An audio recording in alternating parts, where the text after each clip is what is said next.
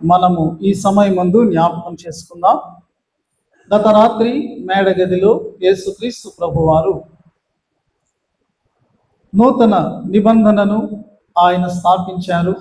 రొట్టెను ద్రాక్షారసాన్ని ఇస్తూ ఇది నా శరీరము నా రక్తము అని చెప్పారు. ఇంకా ఆ మేడగదిలో అనేకమైన సంగతులు ఆయన తెలియచేశారు. నా తండ్రి ఇంట అనేక నివాసాలు ఉన్నాయి అని చెప్పారు. నేను నిజమైన ద్రాక్షవల్లిని, నాలో మీరు తీగెలు అని చెప్పారు. నేను వెళ్ళిన తర్వాత పరిశుద్ధాత్మ మీ కొరకు అనుగ్రహించబడతారు, మిమ్మల్ని నడిపిస్తారు అని చెప్పారు. తర్వాత ప్రధాన యాజకుని ప్రార్థనగా దీర్ఘమైన ప్రార్థన ఆయన మనందరి నిమిత్తం చేశారు. ఆ తదుపరి ఆయన గెత్సేమనేటటువంటి తోటకు వెళ్ళారు. గెత్సేమనే తోట అనుభవంలోనికి మనం వెళ్ళినట్లయితే ఆ రాత్రి యేసు ప్రభువారు ఆయన ప్రార్థన చేస్తూ ఉన్నారు. ఆ ప్రార్థన ఎంత తీవ్రంగా ఉంది అంటే ఆయన స్వేద బిందువులు నేలను పాకుచున్నటువంటి గొప్ప రక్త బిందువులాయను అని వ్రాయబడి ఉన్నది. అంత సంఘర్షణ, తండ్రి చిత్తానికి తను తాను లోబర్చుకొని ఆ పాత్రలోని త్రాగు నిమిత్తము ఆయన సిద్ధపడుతున్న విధానాన్ని మనము చూసాము. తరువాత యూదా ఇస్కరియోతు యేసును పట్టేటటువంటి గుంపుతో రావడం జరిగింది. యేసు ప్రభువుకు ఒక క్రూరమైనటువంటి ముద్దును పెట్టి ఆయనను అప్పగించడం జరిగింది. ఆ తరువాత యేసు ప్రభువాన్ని బంధించి వారు ఈడ్చుకొని వారు వెళుతూ ఉన్నారు. మొట్టమొదటిగా అన్న దగ్గరికి తీసుకుని వెళ్ళారు. పూర్వపు ప్రధాన యాజకుడు, ఏంటి నీ బోధ ఏంటి, మాకు తెలియచేయి అని అతను డిమాండ్ చేశాడు. ప్రభువారు అన్నారు, నేను బహిరంగంగానే బోధించాను, నేనేం బోధించానో నీ వారిని అడిగితే వారే చెప్తారు, మళ్ళా ఇవాళ నువ్వు క్రొత్తగా అడుగుతున్నావేంటి అని ప్రభువారు అన్నప్పుడు, ప్రధాన యాజకుడికి నీవు ఇలా సమాధానం చెప్తావా అని ఒక బంట్రోతు యేసు ప్రభువారి చెంప మీద కొట్టడం జరిగింది. ఆ తరువాత కైపేదుకు తీసుకుని వెళ్ళడం జరిగింది. అతడు నాటి ప్రధాన యాజకుడు. అక్కడ సన్హెడ్రిన్ సభంతా కూడా సమకూడింది. యేసు ప్రభువారికి వ్యతిరేకంగా చెప్పడానికి అబద్ధ సాక్షులను తీసుకొని వచ్చారు. అయితే ఒక సాక్షి చెప్పిన దానికి మరొక సాక్షి చెప్పిన దానికి పొంతన లేకుండా పోయింది. కాబట్టి అబద్ధ సాక్ష్యాలు నిలబడలేదు. అయితే ప్రధాన యాజకుడు అడిగాడు, నీవు క్రీస్తువా, మాతో చెప్పు అన్నాడు. యేసు ప్రభువారు అన్నారు, ఇదిగో మనుష్య కుమారుడు మేఘారూఢుడై రావడం మీరు చూడబోతున్నారు అని చెప్పాడు. వెంటనే ప్రధాన యాజకునికి అర్థమైంది, ఇదిగో తను తాను దేవుడిగా చెప్పుకుంటున్నాడు, దానియేలు గ్రంథంలో చెప్పబడినటువంటి మనుష్య కుమారుడు తానే అని చెప్పుకుంటూ అతడు దేవదూషణ చేశాడని చెప్పి తన వస్త్రములను చింపుకొని వెంటనే అతడు డిక్లేర్ చేశాడు, ఇతడు మరణమునకు పాత్రుడు, ఏం చేద్దాం ఇతన్ని అంటే అందరూ అన్నారు, అతన్ని మరణానికి అప్పగిద్దాం. అన్యాయపు తీర్పు తీర్చబడింది. యేసు ప్రభు వారిని వెంటనే అక్కడున్నటువంటి వారు బంట్రోతులు, ప్రధాన యాజకుల యొక్క ఆ యొక్క సమూహము, వారి యొక్క సేవకులు యేసు ప్రభు వారిని వారు చాలా హలో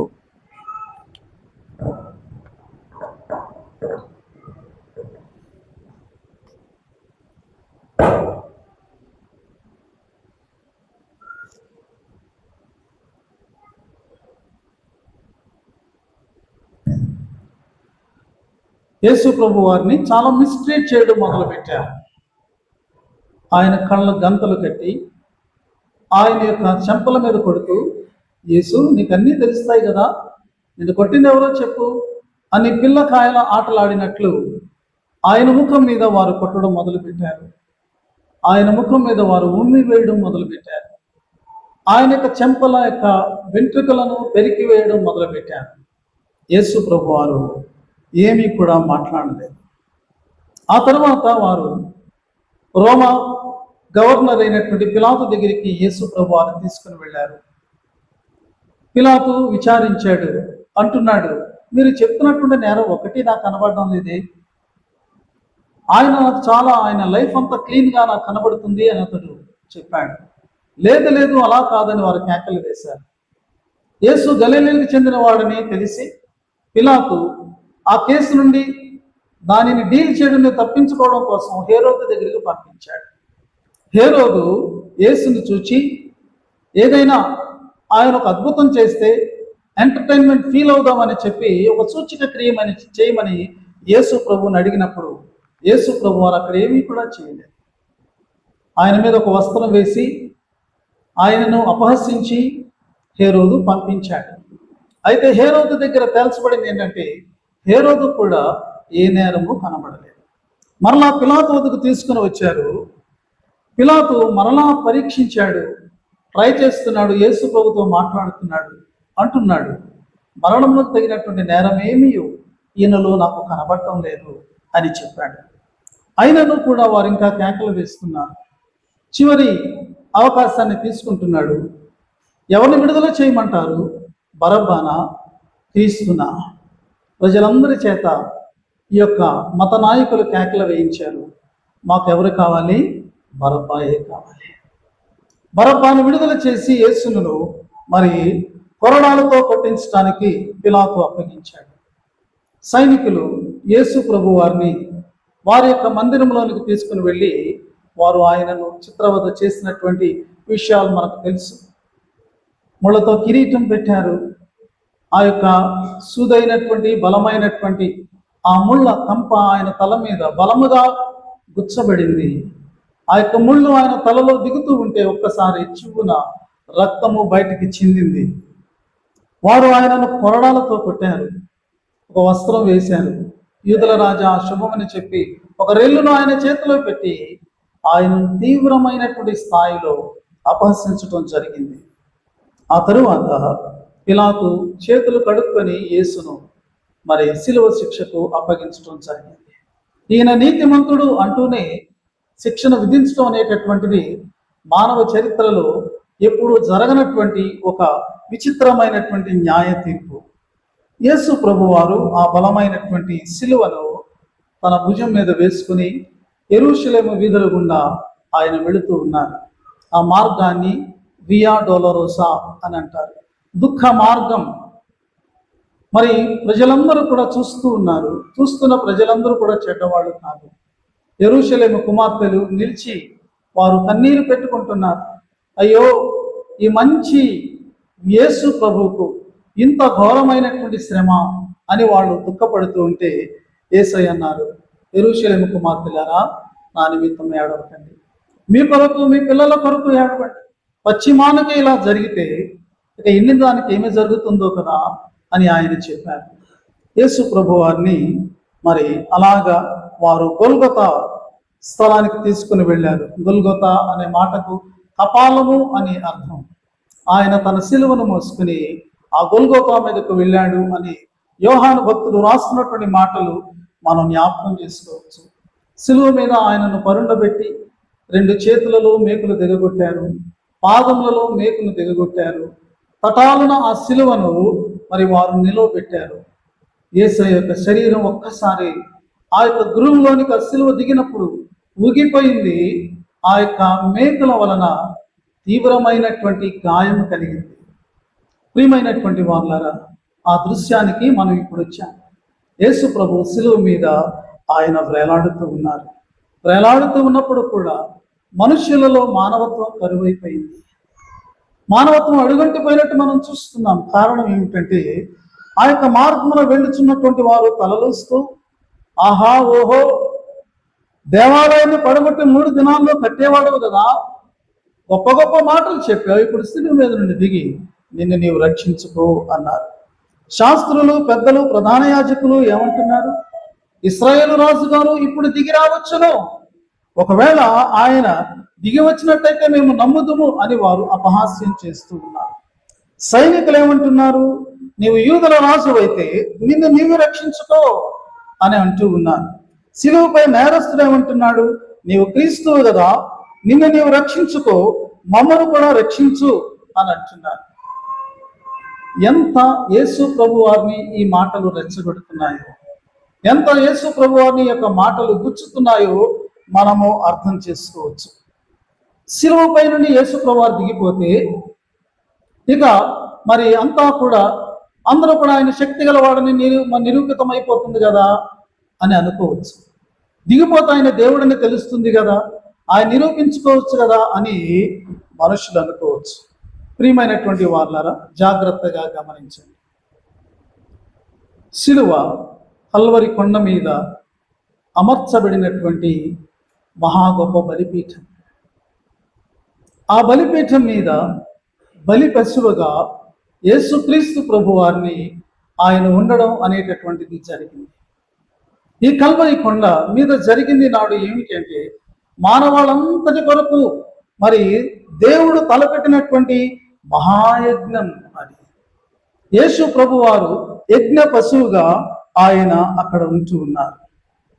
ఒకవేళ బలిపీఠం మీద నుండి బలి పశువు లేచిపోతే, ఆ బలియాగం జరగకపోతే ప్రాయశ్చిత్తం జరుగుతుందా? క్షమాపణ మానవాళికి కలుగుతుందా? ఎలాగైనా అది జరగకుండా ఈ ప్రాయశ్చిత్తాన్ని ఆపేసి మానవులకు రక్షణ కలగకుండా చేయాలని సాతానుడు ఎంతమందిని ప్రేరేపించినా యేసు తన తండ్రి చిత్తాన్ని నెరవేర్చడానికి అలాగే ఉన్నారు. Jesus was enduring the pain, the persecution. ఆయన యొక్క హింసను, ఆ బాధను, అపహాస్యాన్ని ఆయన అలా భరిస్తూనే ఉన్నాడు. నీకోసం, నా కోసం దిగి రావాలంటే క్షణమాత్రం ఆయన, కానీ ఆయన దానిని భరించిన వాడుగా ఉంటూ ఉన్నాడు. సాధారణంగా మనుష్యులు దేవుణ్ణి ప్రసన్నం చేసుకోవడం కోసం ఏదో బలిని వాళ్ళు అర్పిస్తారు. కానీ మనం ఇక్కడ చూస్తే మానవులను రక్షించడానికి దేవుడే బలి అవుతున్నటువంటి విషయాన్ని మనం చూడవచ్చు. మనము వినేటటువంటి ఒక శ్లోకం, అసతోమ సద్గమయ, తమసోమ జ్యోతిర్గమయ, మృత్యోర్మ అమృతంగమయ. నేను మరణంలో ఉన్నాను, అమృతం అంటే మృతము కానిది, మృతము కానటువంటి స్థితిలోనికి నీవు నన్ను నడిపించు. ఈ ప్రార్థనకు జవాబు యేసు యొక్క శిలువ మరణంగా మనము చూస్తూ ఉన్నాం. ఆయన తను తాను రక్షించుకోవాలనుకుంటే ఆయన ఒక్కసారి తండ్రి వైపు చూస్తే 12 సేనా వ్యూహాలు, పరలోకం నుండి దూతల సైన్యం దిగి రాగలదు. ఆయన తప్పించుకోగలిగి ఉండి తప్పించుకోలేదు, దిగి రాగలిగి ఉండి ఆయన దిగి రాలేదు. దీనిని అర్థం చేసుకోలేనటువంటి లోకం మరి ఆయనను అవహేళన చేస్తున్నట్లు మనం గమనిస్తున్నాం. ప్రియమైనటువంటి వాళ్ళారా, ఈ యొక్క శిలువ వేదనలు, శ్రమలు, బాధలు ఏదైనా మాట్లాడవచ్చు. ఆ ఫ్రస్ట్రేషన్లో, ఆ పెయిన్లో ఏదేదో మాట్లాడవచ్చు. కొన్నిసార్లు మనము మరి ఏదైనా విసుగుదలకు గురైతే మనం ఏం మాట్లాడుతున్నామో మనకే తెలియదు. మరింత వేదనకు గురి అయినటువంటి వ్యక్తి ఏదైనా మాట్లాడవచ్చు కదా బాధలో. అలా జరగల. శిలువ మీద సప్త సూక్తులు అమృత వాక్కులుగా ఆయన పలికారు. ఎంతో సిస్టమేటిక్గా, ఎంతో ఆర్డర్లీగా, వాక్యానుసారంగా మన రక్షణ నిమిత్తము ప్రతి పలుకును కూడా ఆయన పలికారండి. ఈ ఉదయకాలం, ఈ మధ్యాహ్న సమయంలో మరి ఆ యొక్క అమృత వాక్కులను వినడానికి మన హృదయాలను మనం ఆయత్తపరుచుకుందాం. మరి ఒక్కొక్క మాట మనము మరి వినడానికి ఆయత్తపడుచు ఉండగా అది ఏ క్రమంలో జరుగుతుంది అనేటటువంటిది నేను తెలియచేస్తాను. మొట్టమొదటిగా వాక్యాన్ని, ఆ యొక్క మాటను చదివేవారు వచ్చి చదివి వినిపిస్తారు. వెంటనే ప్రార్థన చేసేవారు వచ్చి ప్రార్థన చేస్తారు. ప్రార్థన అవగానే ఆహా మహాత్మ, ఆ యొక్క మరి మాటకు చెందినటువంటి చరణాన్ని మనం పాడతాం. ఆ పాడే సమయంలోనే వాక్యం చెప్పేవారు మరి వారు వాక్యం చెప్పే స్థలంలో నిలిచి వాక్యం చెప్పడానికి వారు సిద్ధపడతారు. మరి ఒక 13 నుండి 15 నిమిషాలు వారు వాక్యాన్ని అందిస్తారు. మరి వారు సమయం మించిపోకుండా ఉండినట్లు 13-14 నిమిషాలు అయ్యేటప్పటికీ మరి పాస్టర్ గారు ఇక్కడ నిలబడతారు ఒక గుర్తుగా. ఆ మాట అయిన తర్వాత స్పెషల్ సాంగ్ పాడేటటువంటి వారు మరి దానిని వారు పాడి వినిపిస్తారు, ఒక 2 చరణాలు. అయితే ఒక గమనిక ఏమిటంటే, ఒకవేళ ఏ అవసరాన్ని బట్టి అయినా మీరు బయటకు వెళ్ళాలి అనుకున్నట్లయితే, నీళ్లు త్రాగడానికి కానీ లేకపోతే ఏ అవసరంకైనా, దయచేసి ఇక్కడ వాక్యము ఆ మాట మీద ధ్యానం జరుగుతున్నప్పుడు మాత్రము మీరు వెళ్ళకండి, అది డిస్టర్బెన్స్గా ఉంటుంది. మిగిలిన టైంలో కొన్నిసార్లు తప్పదు, మనం దీర్ఘకాలం ఆలయంలో ఉండాలి కాబట్టి వాక్యం ధ్యానం జరుగుతున్నప్పుడు మాత్రం